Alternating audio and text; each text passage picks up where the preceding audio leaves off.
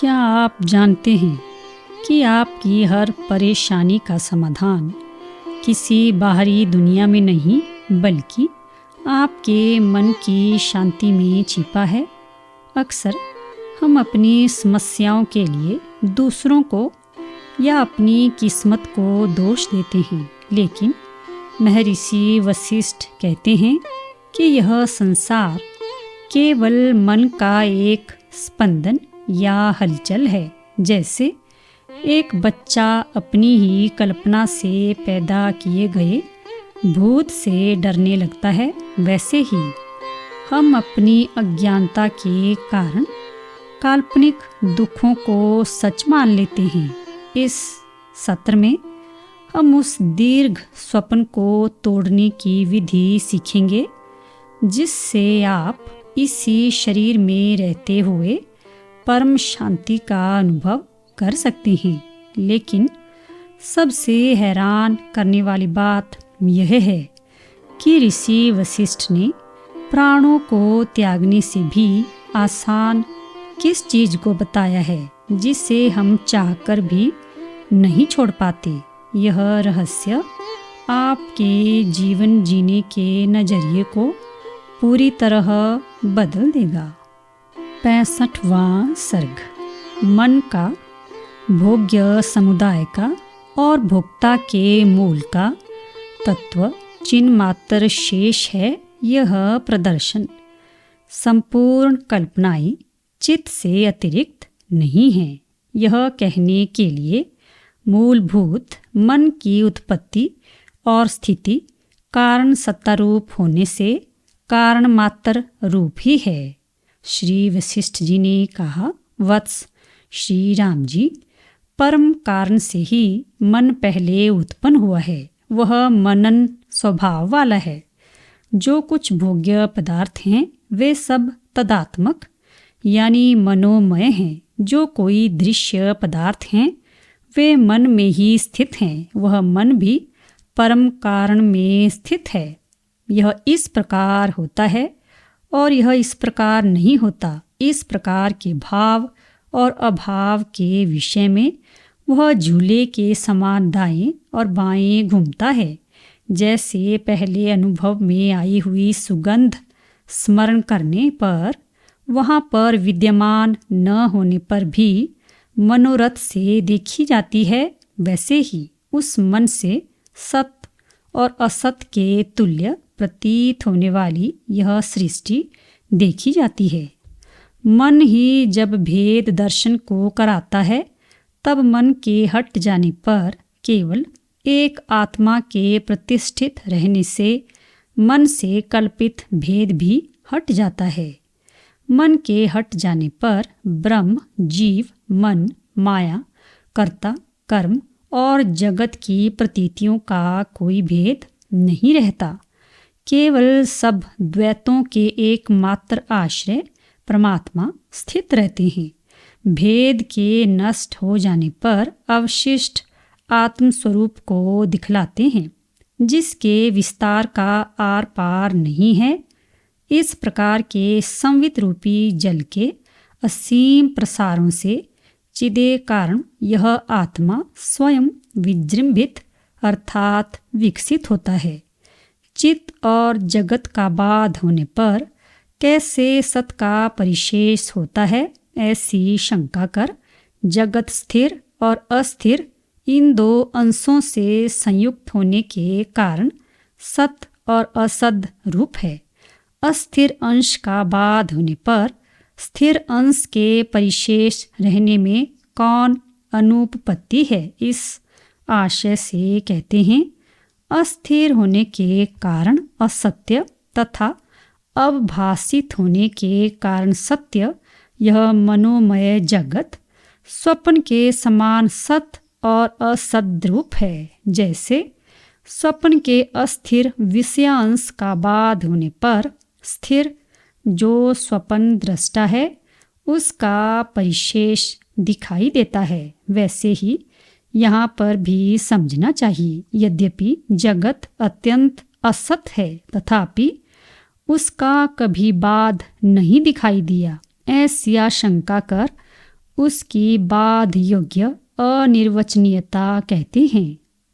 जगत न तो सत है, न असत है और न उत्पन्न हुआ है, केवल चित्त का भ्रम है यानी मिथ्या है। शंका: यदि वह मिथ्या है तो उसमें बहुतों को एकाकारता कैसे प्रतीत होती है? समाधान: सामाजिकों को विविध बुद्धियों की एकाकारता भ्रम वैसे ही होता है जैसे इंद्रजालिक की माया से क्षुब्ध हुए अनेक लोगों को इंद्रजाल से बनी वस्तु में एकाकारता प्रतीत होती है। तब यह चिरकाल तक कैसे स्थिर रहता है? तो इस पर कहते हैं, जैसे भली भांति न देखने से स्थाणु में अर्थात ठूंठ में व्यर्थ ही पुरुष प्रतीति होती है, वैसे ही मन द्वारा की गई आसक्ति के बल से संसार नाम का यह लंबा स्वप्न अज्ञों को प्राप्त हुआ है। यदि कोई शंका करे कि आत्मा अपने परिपूर्णानंद स्वभाव से च्युत करने वाले तथा संपूर्ण दुखों के निदान भूत अपने मनोभाव का ही क्यों शोक नहीं करता? जैसे बालक स्वयं वेताल की कल्पना कर उससे होने वाले भय के भली भांति मन में जम जाने पर भय से परिपूर्ण चित्त होने के कारण भय की हेतुभूत वेताल की कल्पना पर शोक नहीं करता, वैसे ही आत्म विषयक अज्ञान तथा अनात्माओं के दर्शन से चित्त भाव को प्राप्त हुआ भी आत्मा चित्त भाव से प्राप्त हुए अनर्थों के लिए शोक नहीं करता। चिदात्मा का विषयोन्मुखता रूप स्वभाव ही विविध अनर्थों की जड़ है। नाम रहित संपूर्ण दिशाओं को अतिक्रांत करने वाला यानी सर्वव्यापक आत्मा का विषयोन्मुखता रूप स्वभाव होने से उससे चित्त की उत्पत्ति होती है। चित्त से जीवत्व की उत्पत्ति होती है। जीवत्व से अहम भाव की उत्पत्ति होती है। अहम भाव से चित्तता होती है। चित्त की विषय तन मात्रा से इंद्रियां, उनसे देह आदि का भ्रम, देह आदि में आत्मत्व भ्रम से अहम मम इस अभिमान से बीजांकुर के समान नाना कार्य पटु देह कर्म, उनसे स्वर्ग और नरक तथा बंध और मोक्ष होते हैं। यह सारी की सारी अनर्थ परंपरा जीव और ब्रह्म में भेद भ्रम से उत्पन्न हुई है।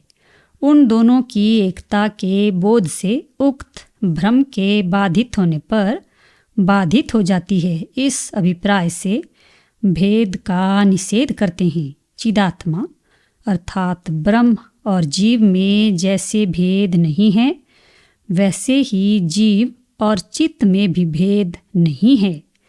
जैसे ही जीव और चित्त में भेद नहीं है, वैसे ही देह और कर्म में भी भेद नहीं है। संपूर्ण शास्त्रों के विचार रहस्य को एक उक्ति से संक्षेपतः कहते हैं। वस्तुतः कर्म ही देह है।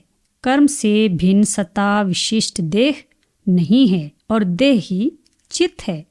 वह चित्त ही अहंकार विशिष्ट जीव है। वह जीव ही ईश्वर चैतन्य है। वह आत्मा मंगल और सर्वात्मक है।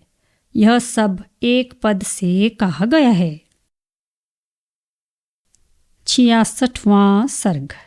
द्वैत की केवल मनोमात्रता तथा इष्ट वस्तु के त्याग से और ज्ञान से अज्ञान सहित मन के क्षय का वर्णन।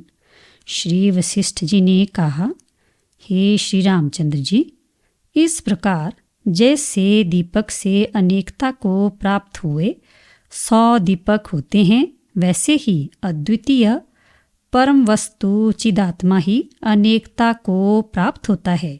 अथवा केवल चैत्य विषय ही अनेक नहीं हुआ है, किंतु पूर्वोक्त रीति से चित्त में प्रत्येक उपाधि के भेद से अनेकत्व सा हो गया है। जैसे चित्त के अधीन जीवत्व की कल्पना से बंध होता है, वैसे ही चित्त के अधीन विचार और तत्व ज्ञान से मुक्ति भी होती है। इस गूढ़ आशय से कहते हैं, यदि पुरुष अपने अंतःकरण में द्वैत के आग्रह से रहित यथास्थित अनारोपित रूप तथा नाम रूप से शून्य आत्मा का विचार करता है, तो वह वैसा ही उसे देखता है। तब वह शोक नहीं करता। यदि कोई शंका करे कि विचार से चित्त की शांति होने पर कैसे सब द्वैत की शांति होती है, जीव चित्त मात्र ही है, चित्त से अतिरिक्त नहीं है। चित्त के हट जाने पर यह जगत शांत अर्थात विनष्ट हो जाता है।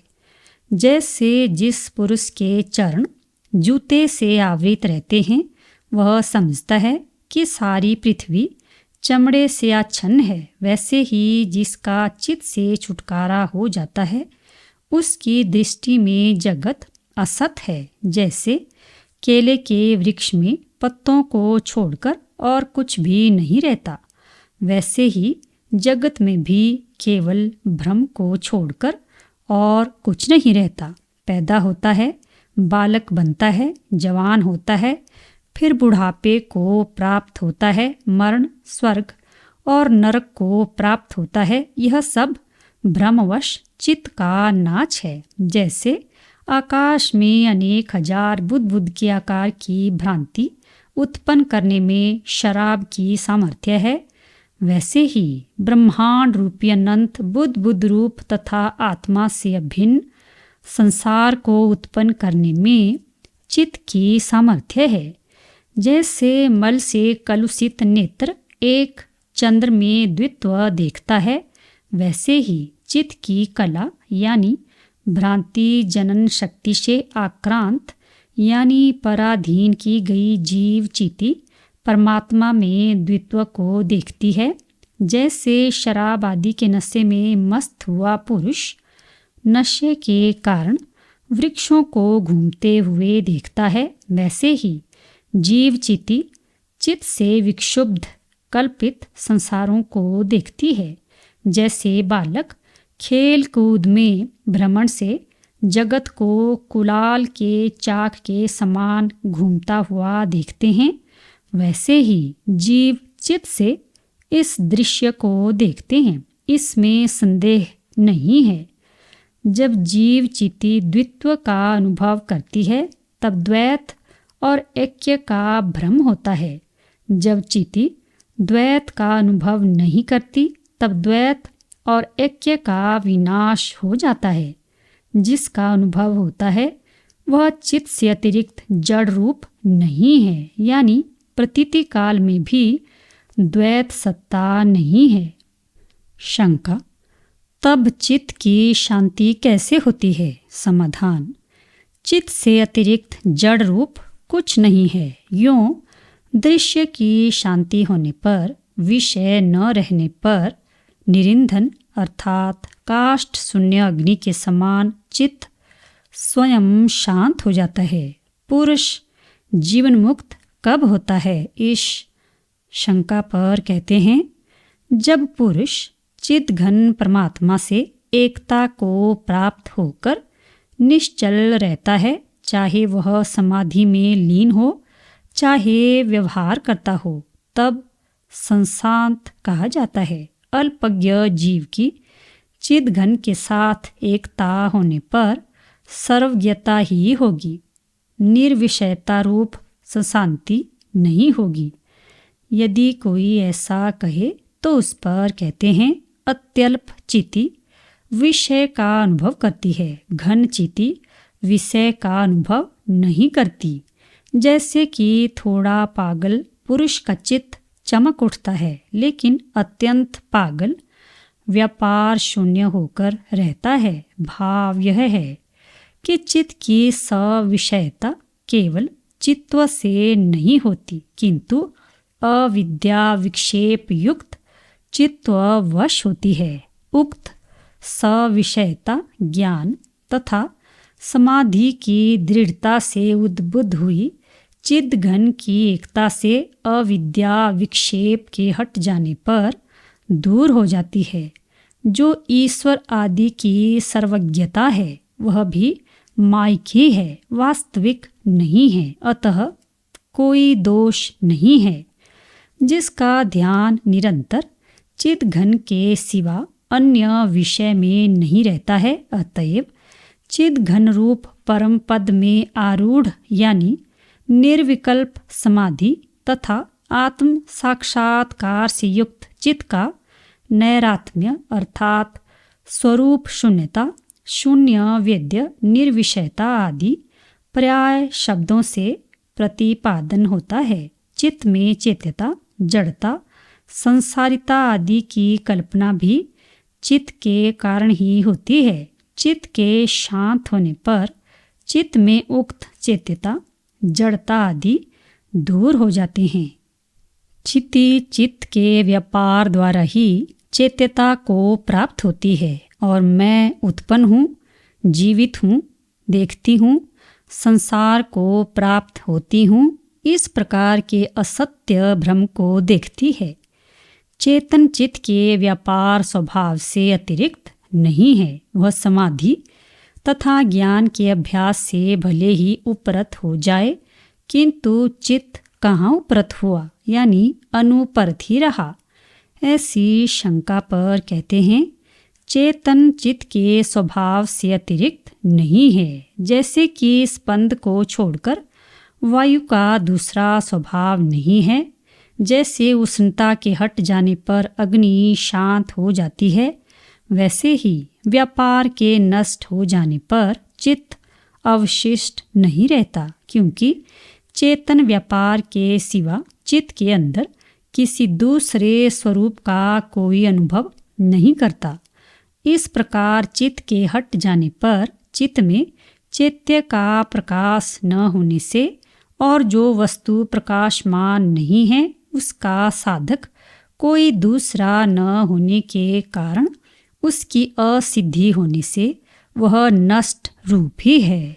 चित्त से जिस किसी का अनुभव होता है वह चैत्य है। रज्जु में सर्प भ्रम के तुल्य प्रतीत होने वाले उसे अविद्या भ्रम कहते हैं। इस संसार नामक व्याधि का केवल ज्ञान मात्र से प्रतिकार हो सकता है। यह चित्त का एक व्यापार मात्र है, इसमें किसी प्रकार का आयास नहीं है। यदि आप सबका परित्याग कर वासना में चित्त से रहित होकर स्थित हों तो एक ही पलक में मुक्त हो जाएंगे। उसमें किसी प्रकार का संदेह नहीं है। जैसे सम्यक दर्शन से रज्जु में सर्प भ्रम निवृत्त हो जाता है, वैसे ही प्रत्यक मुख होकर स्वत्व दर्शन से यह संसार नष्ट हो ही जाता है। जिस वस्तु की अभिलाषा हो उसका सर्वथा त्याग कर यदि पुरुष से रहा जा सके तो मोक्ष उसे प्राप्त ही है। केवल इतने में कौन सी दुष्करता यानी कठिनाई है। जब इस संसार में महामहिमाशाली पुरुष अपने प्राणों का भी तृण के समान परित्याग कर देते हैं, तब जिस वस्तु की केवल अभिलाषा है उस वस्तु का परित्याग करने में कृपणता कैसी। जिस वस्तु की अभिलाषा हो उस वस्तु का अपने चित्त से परित्याग कर प्राप्त वस्तु का कर्मेंद्रियों से आसक्ति रहित होकर ग्रहण करते हुए और नष्ट वस्तु का शोक न करते हुए आप स्थित रहिए। जैसे हाथ में रखा हुआ बिल्व फल अथवा सामने स्थित पर्वत सबके प्रत्यक्ष ही रहते हैं, तिरोहित नहीं रहते, वैसे ही उक्त लक्षण तत्ववेता की जन्मादि विकार शून्य ब्रह्मता अत्यंत प्रत्यक्ष ही है, किसी से तिरोहित नहीं है। जैसे प्रलयकालीन एक असीम समुद्र तरंगों से अनेक प्रकार का प्रतीत होता है, वैसे ही अप्रमेय आत्मा ही जगद्रूप से आविर्भूत होकर अज्ञ लोगों की दृष्टि से प्रतीत हो रहा है, वही ज्ञान से अभिव्यक्त होकर मोक्ष रूप पुरुषार्थ को देता है और अज्ञात होकर पहले तो संपूर्ण अनर्थों के कारणभूत चित्तता अर्थात मनोभाव के लिए होता है, तदनंतर चिरबंधन के लिए होता है।